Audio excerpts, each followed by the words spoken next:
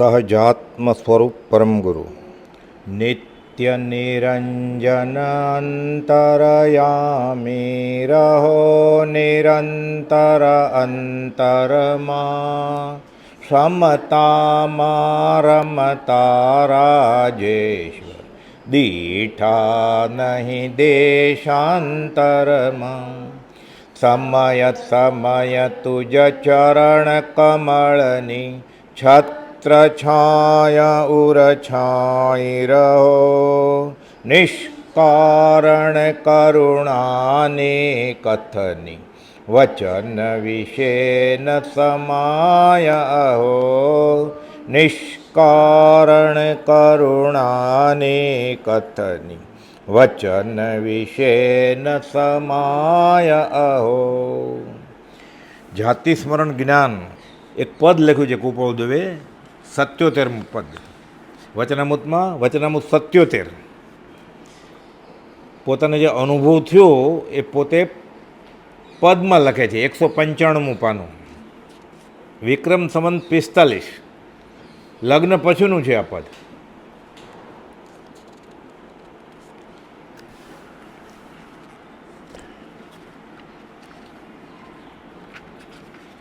કાવ્ય ઝરણા છે ને, કાવ્ય અમૃત ઝરણા, એમાં એના અર્થ પણ છે, સમજાવ્યા છે.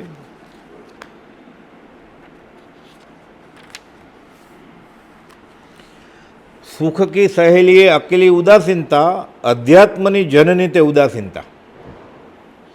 આમાં ભેદી વાત છે.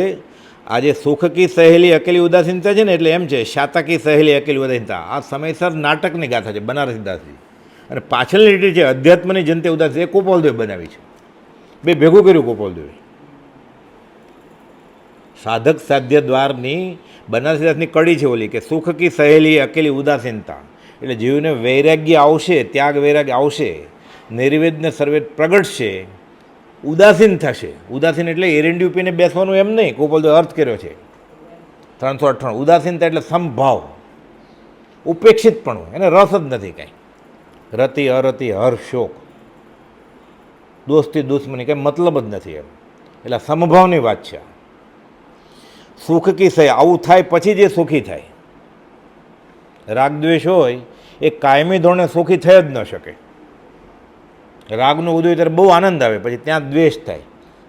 એ બહુ એકદમ નજીકનો મિત્ર હોય ને એ જ દુશ્મન થઈને ઊભો રહે. પછી જેની સાથે બહુ સારો સંબંધ હોય એની સાથે બગડે. પછી એનું મોઢું ન જોવે, મરી જાય તો એનું મોઢું ન જોવું. 128 લખ્યું છે. પણ ત્યાં જ એને ઘરે જન્મવું પડે. પછી જેને કોઈ કાળે હું ગ્રહણ નહીં જ કરું, પછી એવું બોલે પણ એ મરી જાય તો હું નથી જવાનું, એટલે એને જ ઘરે જન્મે. પછી કામવાળા તરીકે, તો કૂતરા તરીકે બે એના ફળિયામાં બેઠો રહે. પછી રોજ મારે એને લાકડીથી. સુખ કી સહેલી એ અકેલી ઉદાસીનતા, અધ્યાત્મની જનની તે ઉદાસીનતા. એટલે અધ્યાત્મનો જન્મ રાગદ્વેષ જાય, ઉદાસીનતા આવે પછી જ આવે. એટલે જે સંસારમાં હળી મળીને રહેવું છે, કુટુંબરૂપી કાજલની કોટડીમાં હળી મળીને રહેવું છે. 103માં પત્રમાં કહ્યું છે, ત્યાં અલ્પભાષી થાય, અલ્પ આવકારી થાય, અલ્પ ભાવના દર્શાવે તો શ્રાવકપણું પ્રગટે, નહીં તો ન પ્રગટે. 8 મુદ્દા કયા છે 103માં પત્રમાં. એટલે આ ઉદાસીનતા ન આવે ને તો અધ્યાત્મ જન્મે જ નહીં.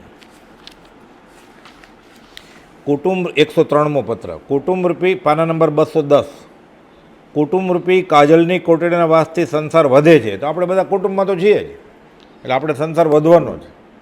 જો કુપોલદેવે કહ્યું એમ નહીં કરીએ તો કુપોલદેવ કુટુંબમાં જ હતા, અને મહાવીર સ્વામી કુટુંબમાં હતા.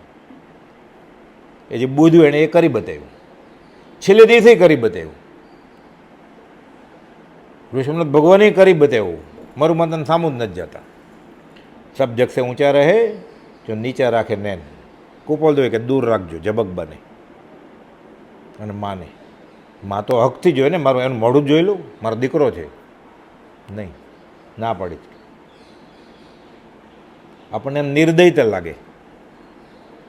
એક જ દયા છે, સામેવાળો અને પોતે વહેલો વહેલો જન્મ મનથી છૂટે, આ દયા.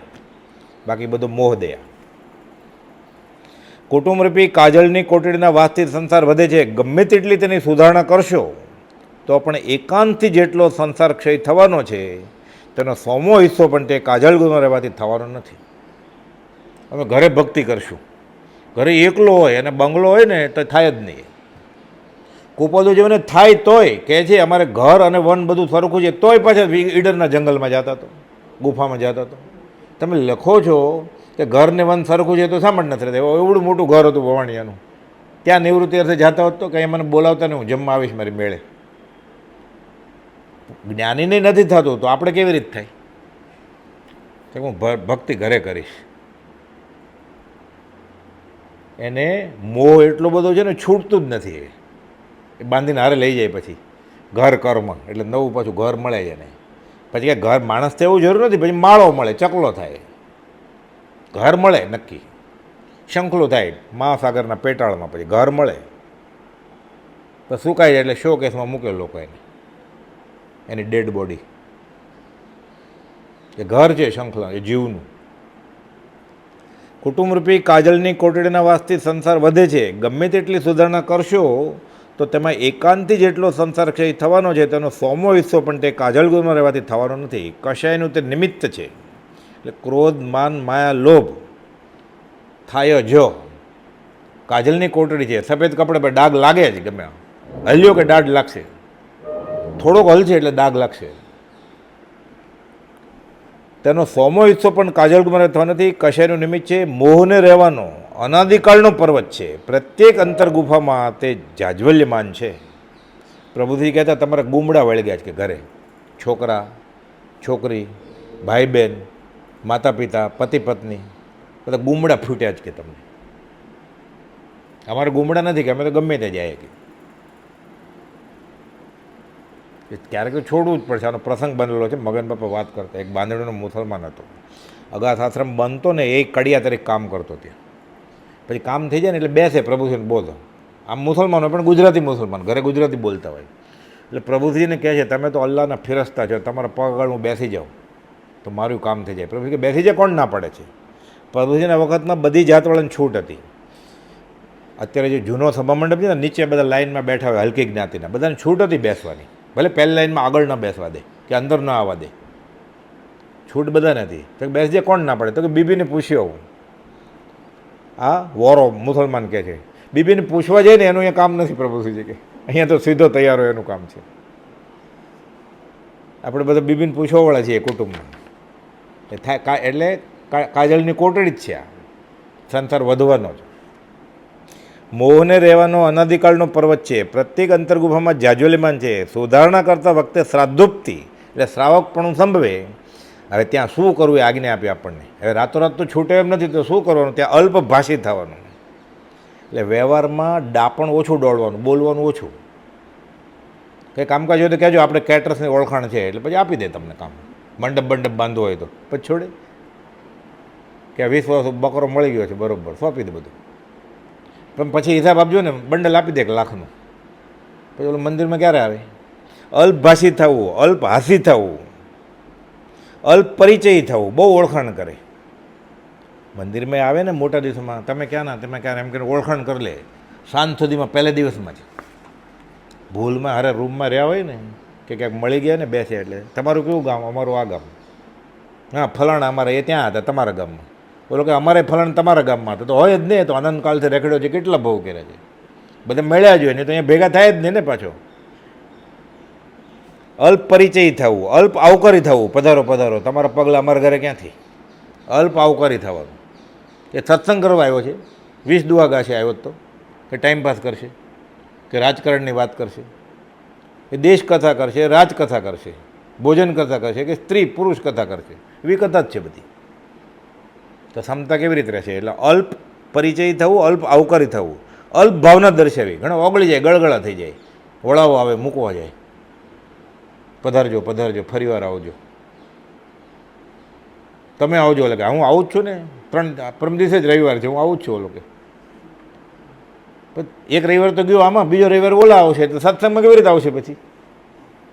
એમ કરતાં કરતાં 52 અઠવાડિયા પૂરા થઈ જાય અને 52 વર્ષે પૂરા થઈ જાય. પછી વનમાં આવ્યો ને પછી મરી જાય. 51, 52 એમ કહેવાતું પહેલાં જમાના. વનમાં પ્રવેશે ને એટલે જોખમ બહુ હોય. જે વન ક્રોસ કરે એ પછી જીવે થોડો. એટલે એકાંતે ખોટું નહોતું કંઈ. અલ્પ આવકારી થવું, અલ્પ ભાવના દર્શાવી, એટલે બહુ ભાવના નહીં દર્શાવવાની. પધારો પધારો, લટક સલામ. પ્રભુજી કહેતા મેળા ભાઈને મેળ, દુશ્મની નથી કરવાની, દોસ્તી નહીં. દોસ્તી ન હોય એટલે દુશ્મની થાય જ નહીં. આપણે કોકને ઘરે જેમ્યા હોય અને પછી આપણે ન જમાડીએ તો દોસ્તી તૂટે ને. આપણે પાણી ન પીધું હોય કોઈના ઘરનું, પણ દુશ્મની ક્યાં નહીં થાય? પછી આપણે ઘરે આવીને આપણે ન આપીએ તો એને દુઃખ ન થાય. કેમ? એને ખબર કે મારા ઘરે આવ્યો ત્યારે એને કંઈ લીધું જ નહોતું.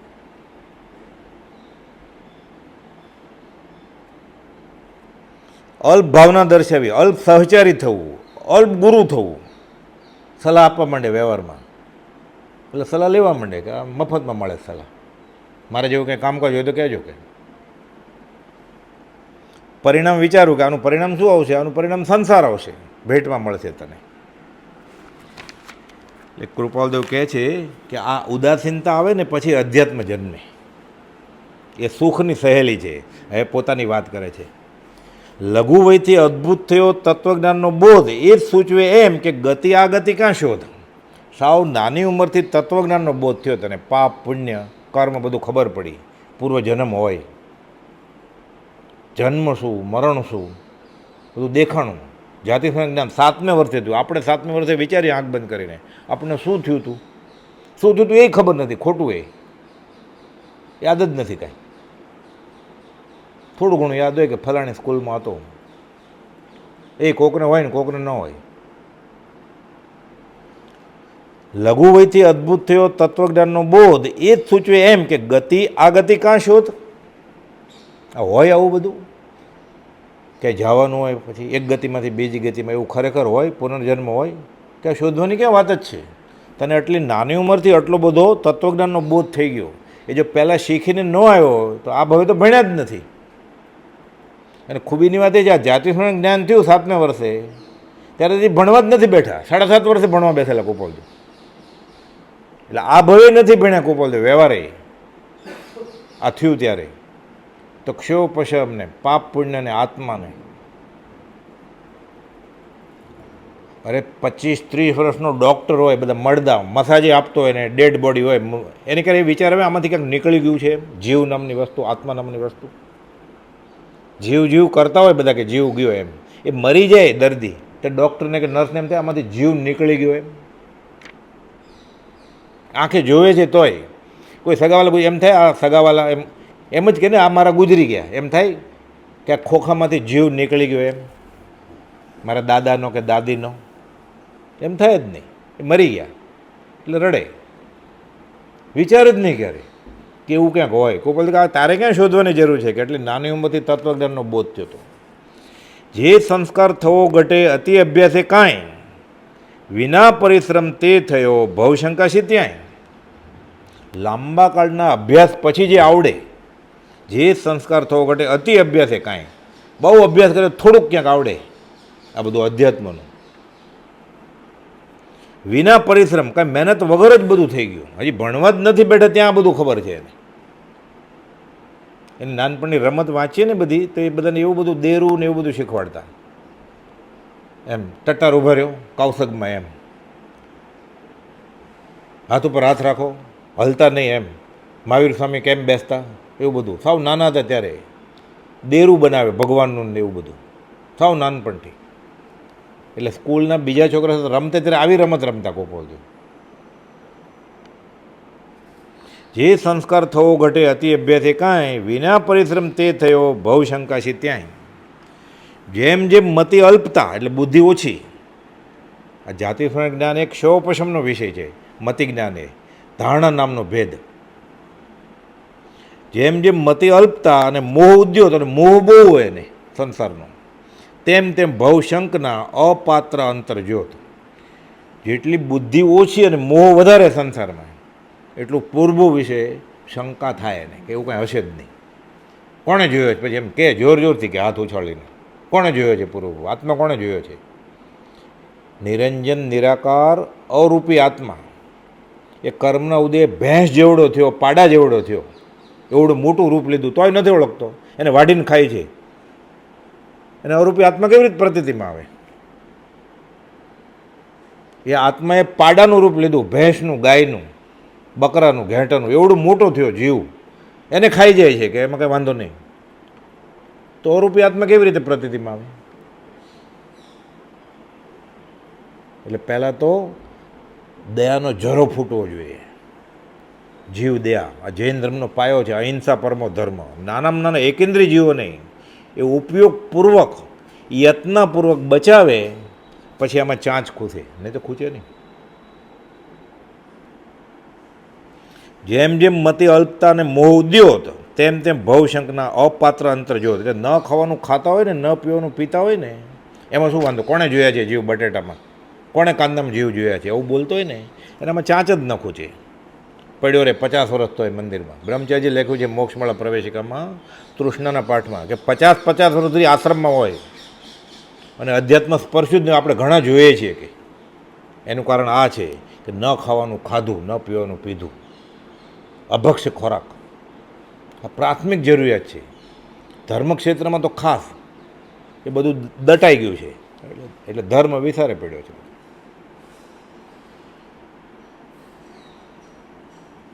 કાચું પાણી પીવાની મનાય છે, ત્યાં આરોના ને ફ્રીજના ને કુલરના મોટા પ્લાન્ટ મૂકી દીધા હોય તો ધર્મ ક્યાં? કોઈ પણ જૈનનું તીર્થસ્થળ જો બધે હોય જ હવે કુલર ને એવું બધું. મૂળમાં જ ભૂલ છે. એ રેતીના પાયા ઉપર ઇમારત ચડે છે, થાય કેમ? થાય જ નહીં. જેમ જેમ મતિ અલ્પતા અને મોહ ઉદ્યો, તેમ તેમ ભવશંકના અપાત્ર અંતર જો. તે અપાત્ર છે જીવ. કરી કલ્પના દ્રઢ કરે નાના નાસ્તી વિચાર. નાના એટલે નાના નહીં, નાના એટલે વિવિધ વિચાર કરે છે બધું. એવું કાંઈ હોય જ નહીં, કલ્પના કરે છે. કરી કલ્પના દ્રઢ કરે નાના નાસ્તી વિચાર, કે આમ ન હોય આત્મા. આત્મા ન હોય વિચાર કોને આવ્યો? પણ અસ્તિત્વ સૂચવે એ જ ખરો નિર્ધાર. કર્મ કંઈ એવું હોય જ નહીં, તો કર્મ કંઈ ન હોય એવો નિર્ણય કોણે લીધો? તે તો એ તું આત્મા છો. એટલે સાબિત કરે કે તું છો. કરી કલ્પના દ્રઢ કરે નાના નાસ્તે વિચાર. ભગવાન જેવું કંઈ હોય જ નહીં, તો નક્કી કોણે કર્યું કે ભગવાન જેવું કંઈ ન હોય, કર્મ જેવું કંઈ ન હોય, એમ પુનર્જન્મ એવું કંઈ હોય જ નહીં? એ નિર્ધાર કોણે લીધો? જેણે નિર્ધાર લીધો એ છે ને, પોતે છે ને.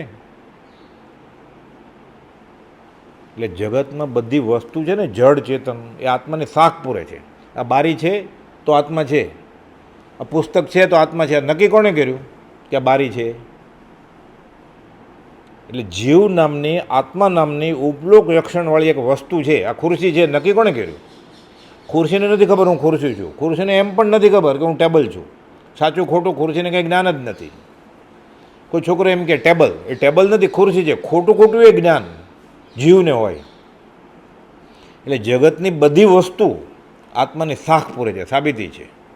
આ ઉર્ધ્વતા ગુણ છે. આ સમતા રમતા ઉરધતા, જ્ઞાયકતા સુખભાસ, વેદકતા ચૈતન્યતા, એ સબ જીવ વિલાસ. આ એ સમયસર નાટકનો દોહ છે બનારસદાસજીનો. બહુ ઊંચી વાત લખી છે, કોપોલદો ટેક્યો છે 436, 37, 38માં. સમજાવ્યા છે અર્થે એના બધા. ઉરધતા એટલે ઉર્ધ્વતા ગુણ. પોતે છે તો દુનિયા છે, પોતે નથી તો આ દુનિયા, આ ફ્લાયઓવર, આ ડુંગર, આ નદી નાળા કોને ખબર છે? આપ મુએ પૂછે ડૂબ ગઈ દુનિયા. તો પોતે છે ને, સાબિતી આપે છે આત્માની કે તું છો. આ ઉરધતા ગુણ કહેવાય. ક્લાસ ટીચર, 40 વિદ્યાર્થીનો ક્લાસ છે, 3 નથી આવે એટલે 37 પ્રેઝન્ટ, 3 ગેરહાજર. નક્કી કોણ કરે? ક્લાસ ટીચર છે તો. આ ઉર્ધ્વતા ગુણ આત્માનો. પોતે છે તો દુનિયા છે, પોતે નથી તો કંઈ છે જ નહીં. આખું જગત શૂન્યવત છે. એટલે જળ અને ચેતન દુનિયાની બધી વસ્તુઓ આત્મા છે એ સાબિતી આપે છે. કરી કલ્પના દ્રઢ કરે નાના નાસ્તે વિચાર, પણ અસ્તિત્વ સૂચવે એ જ ખરો નિર્ધાર. આમ નહીં હોય કહેવાવાળો તું છો, એટલે અસ્થિ સૂચવે છે. આ ભવ વણભવ છે જ નહીં, એ તર્ક અનુકૂળ. આ ભવ વણભવ છે નહીં, એ જ તર્ક અનુકૂળ. તર્ક કર કે આ એક જ ભવ હોય, આની પહેલાં એ કાંઈ નહોતું ને આને પછી એ કાંઈ નથી. બસ આ ભવ વગર ભવ છે જ નહીં. એના 2 અર્થ છે, પહેલાં એક જોઈએ. આ ભવ વણ ભવ છે જ નહીં, આ ભવ વગર એ કોઈ ભવ છે જ નહીં. વિચારતા પામી ગયા આત્મધર્મ મૂળ. કોપોલદેવ 218માં લખેલું છે કે આ વિચાર કરે, વ્યવસ્થિત રીતે સમજાવ્યું છે. પહેલાં તો એ મૂંઝાય વિચાર કરે એટલે કે બાળ જીવો તો તે સ્વરૂપને શાશ્વત માને છે આ જગતમાં. એમ આટલા ડુંગરા, આટલા પ્રદેશ, મહાવિદ્ય ક્ષેત્ર, ઐરાવત, ભરત, એવું ખરેખર હશે? પાપ પુણ્ય વિચારે. 273મું પાનું. લોકનું સ્વરૂપ સર્વકાળ એક સ્થિતિનું નથી, ક્ષણે ક્ષણે તે રૂપાંતર પામ્યા કરે છે. અનેક રૂપ નવા થાય છે, અનેક સ્થિતિ કરે છે અને અનેક લય પામે છે. એક ક્ષણ પહેલાં જે રૂપ બાહ્ય જ્ઞાને જણાવ્યું નહોતું તે દેખાય છે. એટલે બધું બદલ્યા જ કરે છે. તો સાચું શું? બધું બદલ્યા જ કરતું હોય તો શાશ્વત કંઈ છે કે નહીં? એટલે કહે છે મહાત્માના વિદ્યમાને વર્તું લોકનું સ્વરૂપ અજ્ઞાનીના અનુગ્રહને અર્થે કંઈક રૂપાંતરપૂર્વક કહ્યું જાય છે. પણ સર્વકાળ જેની એક સ્થિતિ નથી એવું એ રૂપ સત નહીં હોવાથી ગમે તે રૂપે વર્ણવી તે ભ્રાંતિ ટાળી છે.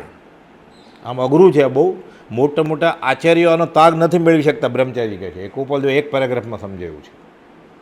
હવે કહે છે આગળ, અને એને લીધે સર્વત્ર સ્વરૂપ હોય જ એમ નથી એમ સમજાય છે. બાળ જીવતો તે સ્વરૂપને શાશ્વત રૂપ માનેલી ભ્રાંતિમાં પડે છે કે આવું જ હોય, માની લીધું ને ભ્રાંતિમાં પડે છે. પણ કોઈ જોગ જીવ એવી અનેકતાની કેણીથી મૂંઝાઈ જાય છે. ખરેખર એવું હશે? ચક્રવર્તી એટલું 96,000 રાણી હશે? એમ છે 500 ધનુષ્યનું ઊંચાપણું હોય, એટલી ઊંચાઈ હોય એની. જો 500 ધનુષ્ય ઊંચાઈ હોય તો એ ચોખા કે ભાત ખાતા હોય, ભાતનો દાણો કેવડો મોટો હોય એનો? એટલે 1 ફૂટનો ચોખાનો દાણો હોવો જોઈએ ને. એની ચમચી પાવડા જેવી હોય ને, નહીં તો ખાય કેવી રીતે? આપણે જેટલા ભાત હોય એવા તો એ પેટ ક્યારે ભરાય એનું? એને લેંગો સીવડાવો હોય તો ટ્રકમાં કપડું આવે ને. એટલે 1000 મીટરનું કપડું હોય ત્યારે એની સાડી કેવડી મોટી હોય? 500 ધનુષનું હોય શરીર મરુ માતાનું. એ રાજમાતા હતા તો કેટલું કપડું જોઈએ? પછેડીમાં જ વયા જાય 1000 મીટર તો. આખી સાડી લેતો તો કેટલું મોંઘું પડી જાય. અને બને ક્યાં પછી એ? ખરેખર હશે એટલે આવી કેણીમાં મૂંઝાઈ જીવ, બાળ જીવ. બધું સાચું જ છે. ગોપાલદેવ કે ભલે રૂપકથી કહ્યું છે, અલંકારિક ભાષામાં કહ્યું છે, ખોટું કંઈ કહ્યું જ નથી. અત્યારે કંઈ સમજાય નહીં, એ સમજાવવાની શૈલી કરી છે. આગળ જતાં સમજાય છે કે સમજણ પછી બીજી કહીશ જ્યારે ચિત્તે સ્થિર થાય છે કે હમણાં માની લેતું. એટલે કહે છે કે બાળ જીવ તો તે સ્વરૂપને શાશ્વત રૂપ માની લઈ ભ્રાંતિમાં પડે છે. પણ કોઈક જોગ જીવ, એટલે આનો દાખલો છે સમજવા માટે. પછી એની દાળ કેવડી મોટી હોય? ચણાની ઢોલ જેવડી હોય ને. આપણી જેવડી દાળ તો કેટલી નાખવી પડે એને? કેટલી ટેન્કર મગાવે તો દાળ ભાત જમવા બેસે પછી એમાં ઘણા રોટલી ખાય જ નહીં તો કેટલી દાળ જોઈએ એની? એટલે દાળનો દાણો કેવડો મોટો હશે એનો? એટલે કલ્પના જ કરવી પડે ને. એનો દરવાજો કેવડો હશે? એ દાખલ થાય ઘરમાં તો એનું ઘર કેટલું મોટું હશે? એ પછી એમ એવું છે કે આ બ્રહ્મદત્ત ચક્રવર્તીની બધી વાત આવે ને, શુભમ ને બધા ભૈરમાં મોટા, તે ભૈરું કેવડું મોટું છે? કલ્પના જ ન બેસે. એ બેસે જ નહીં ક્યાંય અત્યારે તો આપણા જ્ઞાનથી. એટલે કહે છે બાળ જીવ તો તે સ્વરૂપને શાશ્વત રૂપ માની લઈ ભ્રાંતિમાં પડે છે. પણ કોઈ જોગ જીવ એવી અનેકતાની કેણીથી મૂંઝાઈ જઈ સત તરફ વળે છે. તો હવે મારે શું કરવું? આમાં કંઈ સમજાય એવું નથી. એટલે શું કરશે હવે? ઘણું કરીને સર્વ મુમુક્ષુ એમ જ માર્ગ પામ્યા છે કે ભ્રાંતિનું સ્વરૂપ એવું આ જગત વારંવાર શા માટે વર્ણ્યું હશે? તો હવે જ્યાંથી સતની પ્રાપ્તિ હોય છે એવા સંતના શરણ વગર છૂટકો નથી. એણે જે માન્ય કર્યું છે હમણાં હું કરી લઉં, આગળ જતાં મને સમજાશે કે પ્રભુજી માની લીધું, તમે કહો એમ. એ ગૃહસ્થ પણ ન જોયું, કાંઈ નહીં, તમે કહો એમ. તો અમે ક્યાં સાધુ છીએ? જે હોય અમે તમારી પાસે જોઈએ છીએ. આવો આશ્રયને શરણભાવ આવવો પડે. એમ વિચારતા વિચારતા એને એક ભ્રાંતિનો વિષય જાણ્યો કે મને સમજાય એમ નથી મારી બુદ્ધિથી. જ્યાંથી સતની પ્રાપ્તિ હોય છે એવા સંતના શરણ વગર છૂટકું નથી એમ સમજી સતને શોધી શરણાપન્ન થઈ સત પામી સતરૂપ થઈ જાય છે. પોતે સત થઈ જાય પછી. એટલે આ ભવ વણભવ છે જ નહીં.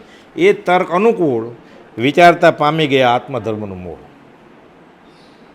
એ બીજો અર્થ કર્યો છે આમાં. આ ભવ વણભવ છે જ નહીં. અર્થાંતરે જેને પરીક્ષાપૂર્વક તત્વ વિચારની શ્રેણીએ ચડવું છે તેને તો આ ભવ વણભવ છે નહીં. એ તર્ક અનુકૂળ. એટલે આ ભવ વિનાનો બીજો ભવ છે જ નહીં. આ તર્ક અનુકૂળ છે કારણ કે એવો તર્ક કરતાં કરતાં તેમાં વિરોધની પ્રતીતિ થશે પછી કે તું આવ્યો ક્યાંથી? મરી ગયા એટલે શું? તો પાપ પુણ્ય શું?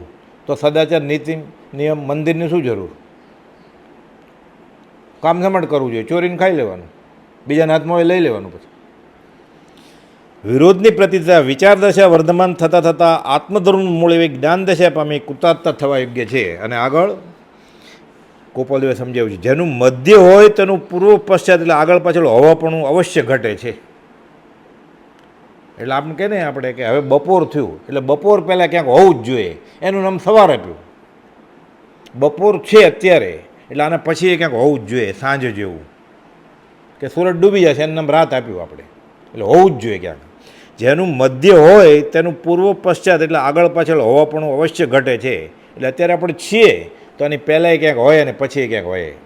એ બાળી નાખશે પછી ક્યાંક તો હશે જ ને. અને આ બન્યું મા બાપના સંયોગથી, તો પહેલાં ક્યાંક તો હતો જ. મટિરિયલ ક્યાંથી આવે? માએ ખાધું તો ક્યાંકથી આવ્યું ને, એ ક્યાંક હતું ને. જેનું મધ્ય હોય તેનું પૂર્વ પશ્ચાત એટલે આગળ પાછળ હોવાપણું અવશ્ય ઘટે છે. તેમ આ ભાવ જો છે તો તેની પહેલાંનો ભાવ પણ અવશ્ય હોવો જોઈએ. પૂર્વભાવ વગર આ ભાવ હોવો શક્ય નથી. આ ભાવ વણભાવ છે નહીં, એટલે આ ભાવ છે એ વણભાવ બીજા ભાવ સિવાય હોય જ નહીં એમ. અહીંયા એ રીતે અર્થ છે.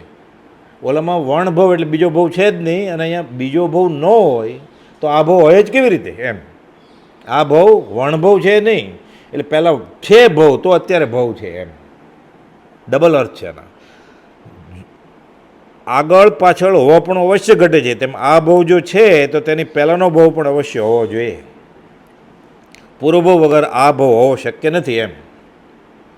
એટલે આ જીવ આ ભાવમાં જ્યાંથી આવ્યો તે પૂર્વભાવ અવશ્ય હોવા યોગ્ય છે. એટલે ક્યાંક હતો ત્યારે ક્યાંક આવેલો પાછો પૂર્વભાવ, એટલે એની પહેલાં પૂર્વભાવ હતો, એની પહેલાં હતો. તો એની પહેલાં પહેલું ક્યારે? એ કેવળ જ્ઞાનીય જ્ઞાનમાં જોયું છે કે એની આદિ નથી, અનઆદિ. આ વિતરાગ દર્શનની મોટી શોધ છે આ અનઆદિ. કેમ કે જગત કરતાં કહીએ તો જગત કરતાં કોણે બનાવ્યો? પાછું આવીને ઊભું રહી જાય એ જ. પહેલાં ઈંડું કે પહેલાં મરઘી, પહેલાં ગોટલું કે પહેલાં આંબો? અને જવાબ કેમ મળે? એ કેવળ જ્ઞાન થાય કે પરમ અવધિ જ્ઞાન થાય ત્યારે જવાબ મળે. કે કેવળ જ્ઞાનથી કંઈ અજાણું નથી, ગોપાલદેવ કહે છે, અને કેવળ જ્ઞાન તેનો પાર પામી શક્યું નથી. અનંત છે આ, અનઆદિ છે. અર્થાત એ વિચારણા ન્યાયયુક્ત તર્કથી આત્માનું અસ્તિત્વ એટલે છે, હતું એટલે નિત્યત્વ, ક્યાંક કર્યું એટલે અહીંયા આવ્યો એટલે કર્તૃત્વ, હવે ભોગવે છે ભોક્તૃત્વ આદિ સર્વતત્વ અનુભવમાં આવે છે. માટે એ તર્ક વિચારણા તત્વ પ્રાપ્તિ માટે અનુકૂળ સાધન છે. તેવી વિચારણામાં આગળ વધતા વધતા વિચારવાન જીવ આત્મધર્મનું મૂળ એટલે આત્માનું જ્ઞાન પામી કૃતાર્થ થઈ ગયા છે. આત્મજ્ઞાન થાય પછી આ જાતિ સ્મરણ જ્ઞાન સહજાત્મ સ્વરૂપ પરમ ગુરુ